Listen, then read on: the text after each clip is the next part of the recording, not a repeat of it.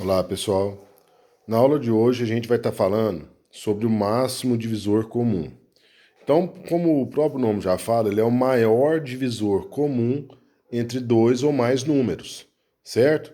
Então, pessoal, o que acontece? Para a gente obter esse máximo divisor comum, quando os números possuem poucos divisores, a gente consegue resolver usando os próprios divisores. Por exemplo, se eu quero fazer o MDC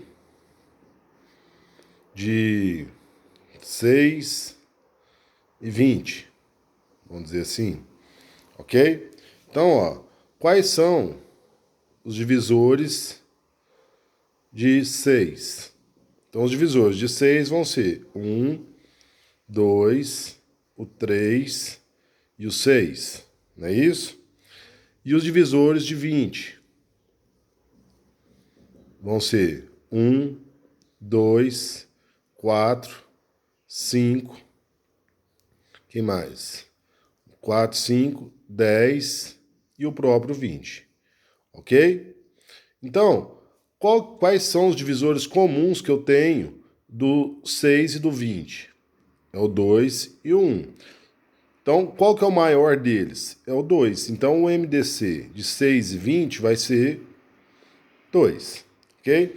Quando o número possui poucos divisores, fica fácil, né?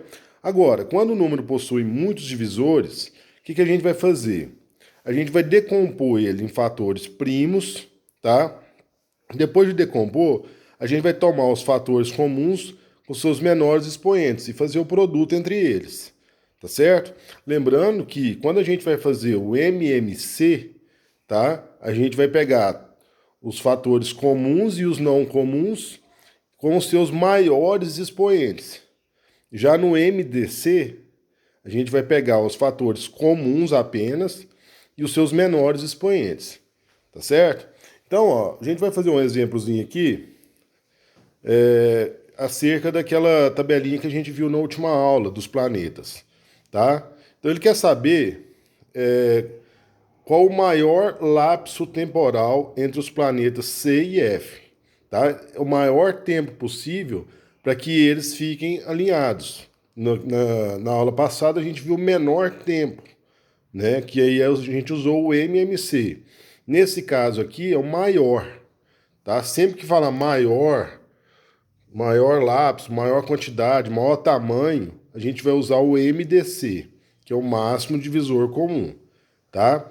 E ele deu pra gente naquela tabela lá que o planeta C tem uma translação, um período de translação de 35 anos terrestres e o F de 100 anos terrestres.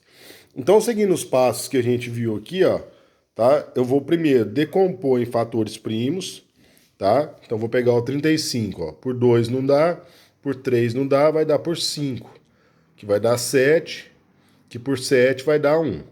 Então, o 35 eu posso escrever ele como 5 vezes 7, tá?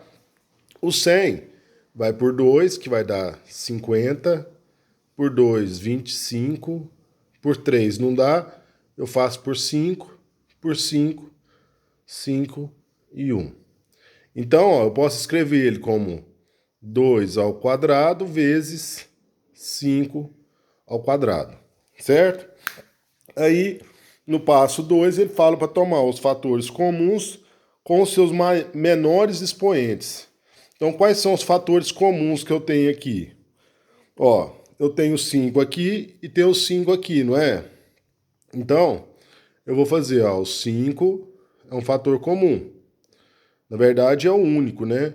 Então, vai ser 5 com o menor expoente, que é o 5 elevado a 1. Então, vai ser 5 anos terrestres. Ok? Tranquilo, né? Então tá. Agora, a gente tem outra forma de fazer isso aqui, que seria a fatoração dos dois ao mesmo tempo. Não é isso? Só que a gente vai ter que fazer o seguinte: quando o número divide os dois ao mesmo tempo, tá? Quando ele for dividir os dois ao mesmo tempo, eu vou marcar ele, certo? Para que ele depois a gente vai usar esses números que a gente vai marcar, tá certo? Um minutinho aqui. Então vai ser assim, ó. Eu tenho 35 e 100, né? Então por 2, 35 continua e o 100 vai para 50. O 2, dividiu os dois ao mesmo tempo? Não. Como não dividiu o 35 e o 100 ao mesmo tempo, ele para mim não vale. Vou passar para o próximo. Agora eu tenho 35 e 50. Vou fazer por 2. Vai continuar o 35 e aqui vai para 25, certo? Ó, o 2 não dá mais, o 3 não dá, vou para o 5, tá? 35 por 5, 7.